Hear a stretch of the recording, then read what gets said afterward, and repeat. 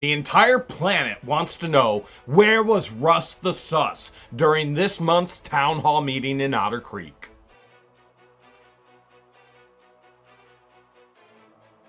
Here's what we do know about Russ the Suss' whereabouts. The next morning after the town hall meeting, he was spotted creeping by the schoolhouse at 10 miles an hour when the speed limit is 40.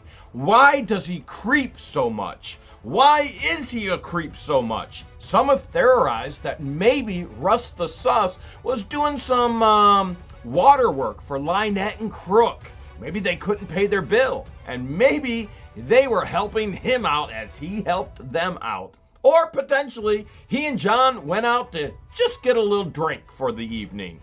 Who knows? As of right now, we know Russ the Suss is no longer on the town council of Otter Creek. His tenure, his term is done. Samantha Cook asked a good question about Russ the Suss' term. Thankfully, Marla Hughes isn't the one answering, because there are no answers with that woman, if you could even call that a woman. Quick question. Russell's term is now up, isn't it? The answer is yes. So he's not a council member, if that's not correct. No, he is not a council member anymore. His tenure, his term is over. If I remember rightly, as he got the 1-year term, I was wondering how this goes about setting the new board members. When they won their seats, would it be only a 1-year term and they'd be up now? So Samantha, here's the issue with Otter Creek. They have 5 seats. Each one of the seats is a 2-year term. Now, 1 year, 3 seats go up for election. The next year, 2 seats go up for election. So you're always odd, even, odd, even, odd, even. Except Otter Creek under Russ the Suss's tenure screwed everything up to where people were falling out, people were leaving, mainly not for Mott, Laura Mott, and then also Madam Mayor did not feel comfortable filling out Form 6 because there was a 1-year seat, because of not for Mott. Madam Mayor appointed that to Russ the Suss. Of course, he fought it tooth and nail. If we could even say, does he have real teeth? I mean, he's always saying the water's so good. There might be dentures, okay? But the rest of the individuals coming in after this non-election year, because there's 2 1-year seats and 2 2-year seats to get everything back on track with the 2 years for each seat. After that, everybody should have a 2-year term. I realize without seeing a visual that could be sort of hard to understand. Just know that all 5 seats in a town of 100 people, meaning 5% of your population, must represent you on a town council. They should all have 2-year seats. Because Russ screwed up, there are 1-year seats, but it will be corrected. And I think the important thing here to actually talk about, to realize, the past 3 months, there's been no meeting. There's been a no-show, there's been a walkout, there's been no shows, there's been no meeting. What does that prove for Otter Creek? Otter Creek doesn't need a town council to be a town. If you unincorporate, the county comes in, our taxes all go down, they lower, we pay less in taxes, and the services from the county increase. It's a win for all the residents. Yet there are still some like Russ the Suss that want power over water. Water that's not even drinkable, because if he has power over water, he can get favors of the adult nature. Dreamer JS says, I'm really hoping Zim is okay. So I have not heard from Zim today. I did hear from him yesterday, pinched nerve. He's got from the ER, he got medicine and other things. So as far as I know, he's okay. And then Dreamer JS goes on to say, does this qualify as 2 misses for Russ the Suss? I know he's out, but he could have multiple ways to ensure it. Just curious, Madam Mayor told us about a no-show equals no money, thankfully. So Don wasted his time. Interesting, he still showed up and stayed while outside afterwards. All right, so let's tackle that in regards to no-shows. Now, what you have is you have federal law, which is trumps everything, state law, then you've got county, then you've got little town and its statutes and its ordinances and its resolutions, which can't go against state law, which can't go against federal law. I think you understand what I'm saying here. So within the town, there is a charter. Within that charter, it states if you miss one meeting during your term, you will still get paid $100. Really not even worth being on the council, right? You don't get on town council in Otter Creek because you want money, unless you're Russ the Suss or Don the Con. I don't get it. I don't get it. You get on council because you want to help the town and the residents, like Carl, like Zim. Okay? So once you miss one meeting, they'll still pay you. You miss another meeting, you get no pay. And that could bring up the question, is it consecutive? Is it just in the term? It's in the term. So if you miss more than one meeting, every meeting after that, you do not get paid. So the next question is, well, when Don and Russ the Suss, and they walked out 2 months ago. They literally walked out. The meeting started. They walked out on purpose to sabotage the meeting so that nothing could be done for the town of Otter Creek, yet again proving that we don't need a town council. Truly what this town needs is to unincorporate. If it ever grows to a point again where we need to incorporate, we very much so could. But it proves that they were there for the money, they left, they don't care about the town, and no, Russ the Suss will not get paid for the meeting he just missed this month. In regards to Don the Con staying afterwards to discuss and to talk, Don the Con truly, in my opinion, is just trying to gather information and give it back to Russ the Suss. It's funny that there are those that actually claim that I have control over this entire town. There are those that can say that I have control over new council member Joe. I've never even met Joe. There are people in Otter Creek I've never met yet to this day. Joe is one of them. So the aspect of me being in control is pretty ridiculous, especially you would think I have control of Russ the Suss too. If I have control of the town, wouldn't that be Russ the Suss and Don the Con? And Laura. Oh, and not Vermont, and we could keep going on, right? Mary. Apparently, I control everything.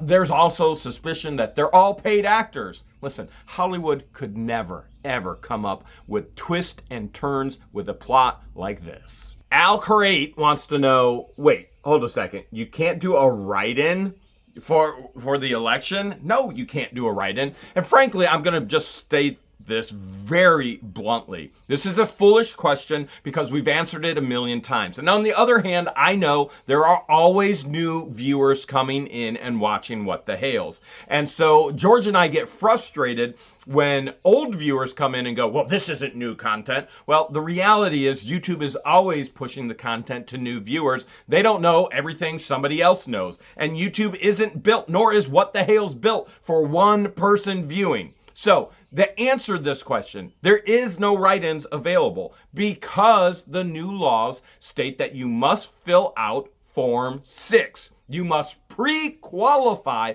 for the election. And if you have not, such as Russ the Suss, you do not qualify. So sure, you could have an election and everybody could write in Jeremy Hales.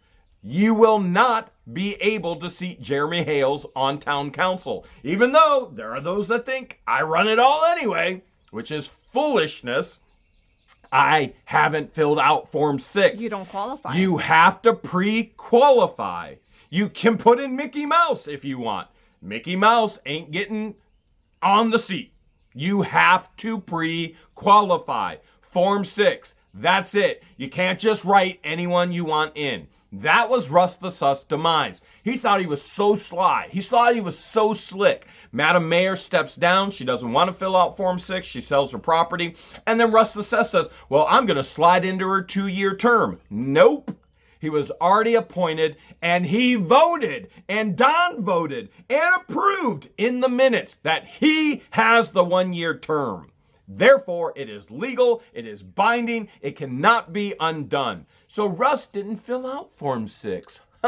Interesting. And I'm not going to either. You can't just write somebody in. They have to pre-qualify to be a candidate. And that's why there is no election. There are 4 seats. There are 4 candidates. There's no election because there's no opposition. Well, Stewart dropped out. You can't vote for somebody that doesn't exist over here.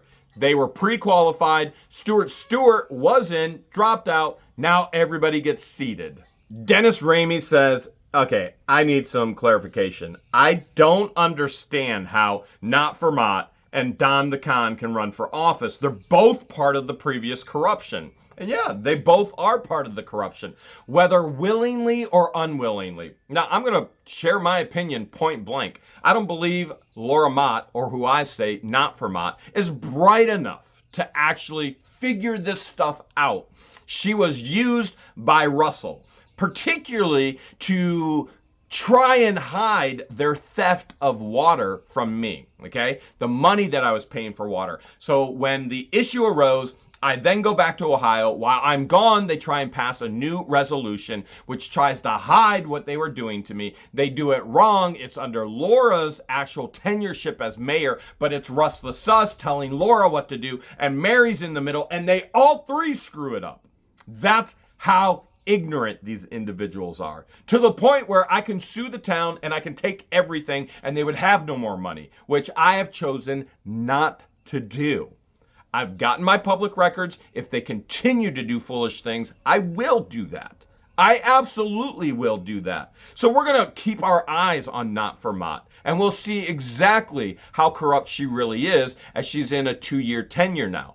Don jumps back into a 2-year tenure as well, which George just absolutely loves because he's comic relief. If nothing else, for the circus, the clown is in town. The thing with Not for Mott, she hasn't been at any meetings, right? She's not on the town council. She's not been at any meetings. Now she wants to be on town council, get $100. So now she's going to show up for meetings. So she cares so much about Otter Creek that she doesn't show up for meetings unless she's paid. Doesn't make a lot of sense, does it? Now, rumor has it that she's all about the change now. She wants better for Otter Creek. I don't believe one word of that. Not any of it. And I also have major issues with the aspect of how she was already used and abused by Russell, and Russell's control of her in this current tenure. But the good news is I truly think it'll be Zim, Carl, and Joe voting majority against Don the Con and Not for Mott. So you'll have a quorum and majority for all the positive votes versus the 2 who will vote no on everything. Keep in mind, the last time Laura Mott was actually at Town Hall, she went off saying, I don't give you permission to film me. I don't need permission. It's Town Hall. It's public. So now, all of a sudden, she's going to put herself in a position where 10 different cameras, if not more on any given meeting, are going to be filming her. How do you think that's going to go over? Pick 304 wants to know when Russ the Suss is going to be arrested for all the corruption. Now, Pick, we can't answer that because we're not the authorities in charge of that. And once you actually submit all the evidence, all the information to the authorities, they're not going to give you updates on their investigations. What I can tell you is Russ the Suss is under an ethics violations right now. 13 points. He knows he is, and that will be investigated. I can also tell you that there's been information given to the sheriff office. I can also tell you information's been given to the governor's office. I can also tell you that information's been given to the state rep. The information flow is all going out, okay? Now, when justice does happen here in Otter Creek, unfortunately, it's slow. We can't be the one to bring it. We can only give the information and expose it, as we have been. Don the Con doesn't like that I'm exposing all the corrupt things that his wife did, but he was a part of it as well. Remember, he got a fire truck for $500. Who was in control of those blind bids for that fire truck? Rosemary. Again, if not corrupt, conflict of interest. Huge conflict of interest, which then falls under corruption. And so it's not up to us to determine when he gets arrested or if he gets arrested. The proper authorities will figure that one out. Deborah Millinger says, by canceling before anyone shows up, Don the Con doesn't get a check, right? No real supporters there? Like, Don, you're the one supposed to be representing the residents of Otter Creek. So let's tackle the check first.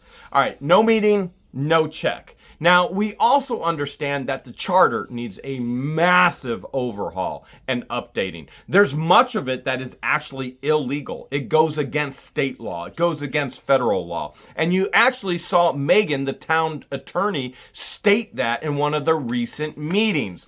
The charter needs a major reworking, overhaul, and updating. As a matter of fact, the cheaper thing is just to unincorporate.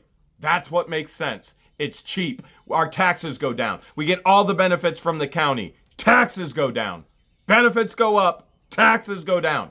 How can nobody understand this is an incredible thing? No fighting in town hall. No more circus. Okay, but let's keep going. Okay, so he does not get a check. So I think in the future it would be wise if the town does stay incorporated that they would state that you must stay for the entirety of the meeting to actually get paid for the meeting. That would make the most sense for me. I would hope they would do that within the charter because you obviously see there are individuals that use and abuse that getting that $100 check, which may mean the world to them and means very little to you and I, right? We could go and get $100 doing anything anywhere. They just want to create chaos and take a $100 check from the residents and the people and go be on their way. All right, second question. No real supporters. Well, we have to ask Deborah, where's Don's wife? Where's Russ the Suss's wife? Where's Stuart Stewart when he's not getting paid? Where's Captain Dan when he's not getting paid? Where's Laura Mott when she's not getting paid? Where are the real supporters? It seems to me the real supporters are the ones that are actually showing up for the meetings when nobody else does. That seems to me to be the case right there. And Don the Con has stated in multiple meetings on multiple times, all filmed, that he does not represent me. He's been very clear that he does not represent me, though he is voted to actually represent the residents of Otter Creek. Now, you may think that's an ethics violation. We're going to find out. Keep in mind, this is the same guy who called the police when his friend took his stash of hash and literally incriminated himself. There's articles all over the internet about it. That's your Don the Con telling me to shut up. Maybe he should have shut up when he called the police to tell on his friend, and all he did was tell on himself. Warren Raven says, maybe Don the Con's just showing up because he wants that $100 check. Well, Warren, there could be an aspect to that, and I'm sure there is. $100 could mean everything to some person, and $100 could mean very little to another person. But $100, no matter who you are, is still a lot of money, right? But he knows he's not getting paid. But here's what we do know about Don the Con's finances. We know failed businesses, much of which Rosemary, his wife, was running out of town hall. We also know nothing is in Don the Con's name. Everything is in his wife's name. And I'm sure there is a legal reason for that. Potentially because of all the illegal things Don the Con has done, calling the police on himself when he's trying to call on his friend. You know, things along those natures. So there may be an aspect of he wants that $100, but I think the real aspect of it is Don the Con either is reporting to Russ the Suss everything that's going on when he shows up when Russ the Suss doesn't, or Don the Con loves being highlighted in YouTube videos. Tube Town, baby! Charlotte Dottie wants to know, does Don the Con and Russ the Suss have to give back their $100 checks when they walked out of the meeting just a couple months ago? So once they're paid, they're paid. Unfortunately, the money is in their pocket. The meeting started, and honestly, a lot of the times, the check is sitting at the table waiting for them before the meeting actually officially starts. Now, if I was a resident of Otter Creek, which I am, regardless of what Don the Con says, but all residents of Otter Creek should be outraged that their money that's being pulled from them and going to town hall is going to Russ the Suss and Don the Con when they stand up and walk out. They should be appalled. And they should, in masses, I know, 100 people, not exactly the masses, they should never, ever trust these individuals with their money in the first place. They should use their power of coming together as a group, vote them out, and vote the right people in. Maria wants to know, did you ever find out who the person, that mystery person on the motorcycle was? Now, this was at the meeting that I was in Ohio and George was here in Florida. And so, Maria, let's just say that we always attempt to ensure safety. I think we'll just leave it at that. Since I couldn't be there, somebody else was. Advocon Man says, hey, have you ever taken into consideration, Jeremy and George, that there are some people in Otter Creek that don't want it to grow in size? They don't want more people. They want it to be a hick town as it suits them to stay small. Okay, well, has it ever been brought to our attention? Absolutely. Every single town hall meeting, Russ The Suss, his own daughter, filming over 10 years ago, and them stating, the members of the town, that her own father is the problem, who wants to trash up the town, not clean up the town. I mean, it's a town of hoarders. It's a town of garbage collectors. She used the word ghetto. Russ The Suss's own daughter said, this is a ghetto. Now, how does that make you feel as a father when your daughter is going to the town council complaining about you and what you've done to this town? And then Russ The Suss responds is, it wouldn't be Otter Creek if there wasn't garbage everywhere. Yeah, we've kind of considered it. It's pretty evident.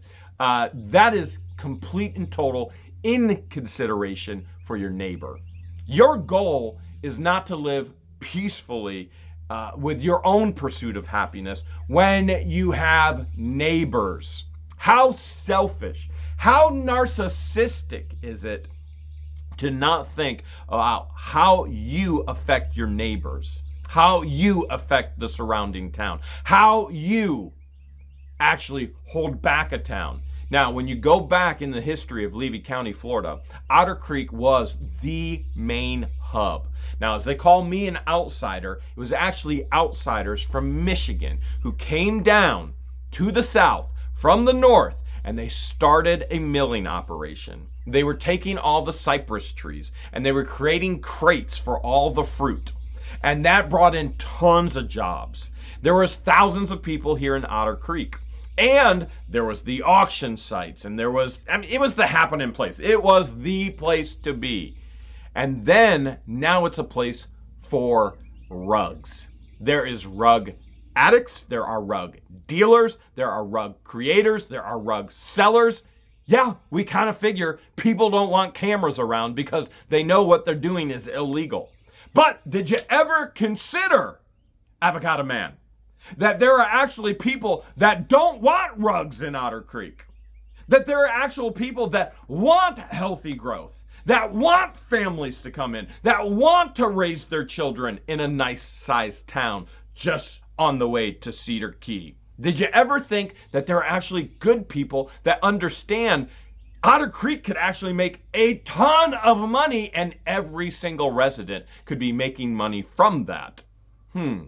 Now that's something to actually consider. Keith wants to know who has the key to the town hall. Well, first thing, let's clear this up. We know that key ain't a golden key. So there is no golden key of Otter Creek. Is there a hot potato? You know what? Well, if you go to Wendy's in Chiefland, they have hot potatoes. But here in Otter Creek, well, you know what? We were in Cedar Key with Gina and Debbie and Jessica, and we were having an incredible time. And there were some hot potatoes there. Who made the hot potatoes? I think Debbie did. But that was bought from Walmart in Chiefland. Oh, so those are hot potatoes in Chiefland as well. Oh, my goodness. Those ladies. Oh, they spoiled us, and we had so much fun. I do love a good hot potato with cheese and butter. Lots of butter. You got to doctor it up. Oh, so much butter. So much butter. Okay. All right. We got to get back onto this. Okay. But Town Hall, the actual building, I'm going to guess. I do not know. But I'm going to guess Belinda has a key because she goes to work All right, so she works, and it's 10 or less hours a week. And frankly, I think she's got it to a point where she doesn't even need to be there all that often. And so once they cleaned up the mess that Mary, and Russ the Suss created, on behalf of Rosemary, Don the Con's wife as well, she contributed to it all. Once that mess was all cleaned up, they have it very manageable and under control. And remember, it's a town of 100 people, give or take 1 or 2 here or there anytime. I don't think it takes much. I don't think it takes much as far as hours in town hall. So she probably has a key, and I'm guessing Vice Mayor Zim has a key. Yeah, potentially Richard could have a key as well, as he works maintenance, unless it's Belinda or Zim that lets Richard in. But I'm gonna guess Richard probably has a key. I'd be leery of too many keys being out there in the residents' hands. Honestly, that's just my opinion, because at any point somebody could open a back door for Russ the Suss to take more items out of town hall, like he has done in the past.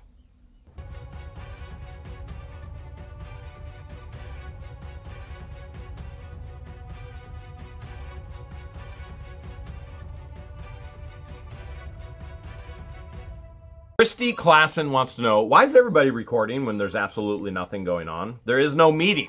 Well, Christy, it all comes down to grifting, trying to ride the coattails of somebody else. Now, I can give you a little bit of history of filming in Ohio at the auctions. There were people that didn't want any filming to happen, and now that whole culture has changed. Whenever we go to an auction, there's 6, 7, 8, 9, 10 cameras filming everything. People want the filming. Now they understand it's promotion. There's money to be made. And so here in Otter Creek, we weren't the first to film. It was Crook and Lynette. Crook and Lynette putting up signs against Russ the Suss, against Mary, against Attorney Warm. It was Crook and Lynette who was filming everything, which looked like this because they were in withdrawal. And so it wasn't us that started filming. But what you're seeing is individuals such as Busted Can of Biscuits Boy. He thinks that he can use my name. And he has illegally used my name. And he's been served for illegally using my name. And he still has 5 videos out using my name, which he will be in court for here shortly. But let's digress. That's what it amounts to, where there is an opportunity for somebody to think they're going to make money. They're going to attempt to do it. Even though nothing is happening outside of these meetings, and I think you're referring to 2 meetings ago, then everybody's waiting for something to happen. I mean, it's Otter Creek. How do you create such plot twists? How do you create such drama? Well, what happens is your corrupt mayor, Russ the Suss, you're an incompetent clerk, Mary, you're a stalker, Lynette, you're a crook, you add all that in together with Don the Con and his corrupt wife and the things he's done, Laura Mott, and the list goes on and on. My goodness, literally anything could happen at any time. The cameras are rolling, just waiting. But in all reality, all the cameras are there because What the Hales is there. It's riding coattails and it's waiting for something else to happen. But there are some that are recording specifically for security and accountability. And George and I are 2 of those individuals. We film for our own security. We film for accountability. The wrong things that are going on in this town need to be dealt with the proper authorities, and there must be proof. And therefore, we film. And I'm sure there are others there doing the exact same thing. As a matter of fact, I know there are, because they will actually try and share their videos with us later for the authorities. Angela Tester wants to know, who's the blonde lady talking to Don the Con? As a matter of fact, what her it is a long question, is the lady who's with long blonde hair, part of the Don the Con and Russ crew, and the dreaded neighbors. Well, let me help identify. So we already just mentioned Busted Can of Biscuit Boys. That's the woman over twice his age who he claimed he was having adult relations with. Okay? Now, that woman also has 2 daughters. And the story is told in Otter Creek that these two daughters actually lured Russ the Suss into a room for the favors he was after and either somehow secured him to the bed in that room and then robbed him of all the money, and then he was found that way. And this is a story that everybody recounts in Otter Creek. These are individuals that have, take it for what it's worth. That's the story that's told to everybody. And you know, the foolish thing is everybody in Otter Creek talks behind everybody's back, except for me. I literally will not talk behind your back. I will say it to your face, or I will say it the same way I would say it to your face, and it will be publicized on the internet. And so I am not about this pettiness of talking behind each other's back. I'm about truth, and I'm about integrity, and I'm about character, and doing the right things. So in regards to who the blonde lady is, well, that's who she is. And then the question goes on. And by the way, she is not a dreaded neighbor. I don't find her a bad neighbor by any stretch of the imagination. We don't have any issues with her. I haven't had any issues whatsoever. Her grandson actually threw a brick and destroyed one of our cameras here on the property. And that's not her. That's her grandson. Okay? Now, he was underage, and he did that as he was being lured to do that by Kenny Jr., one of the rug addicts here in Otter Creek. Yeah, he was influenced by a meth head. And so we have not pursued action towards that because of his age and the influence he was under. Once he gets to age, he does something like that, I will pursue. But that being said, the question goes on, why is Don saying that the last actual meeting was illegal? Well, that's a very good question. Don is trying to state that seating the candidates in the empty seats, the two one-year candidates, which was Carl and Joe, who were running unopposed because there was two one-year seats, two candidates for the one-year seat, therefore no election. They should have been sat immediately, which is legal. But there were three two-year seats. Now Stewart has dropped out. Laura and Don will be seated without any opposition. So Don's trying to state that putting Carl and Joe in that one meeting in those seats was illegal. Well, it's completely and totally legal. They ran unopposed, and as a matter of fact, you heard Darlene, one of the Hudson sisters, say, Russ, you did the same thing when I ran. You put me in early. I ran unopposed. My term wasn't ready yet. You sat me immediately. So it's interesting. Don the Con calls it illegal when Zim is doing it, but didn't call it illegal when Russ the Suss did it. Beverly Ridgway Smith has a lot of questions. And Beverly, I can't answer them all, okay? And so, but I will answer one where she says, Don the Con states, maybe we can get this, or we'll come back when everything's ran the right way or corrected here in the town. There's something along those lines.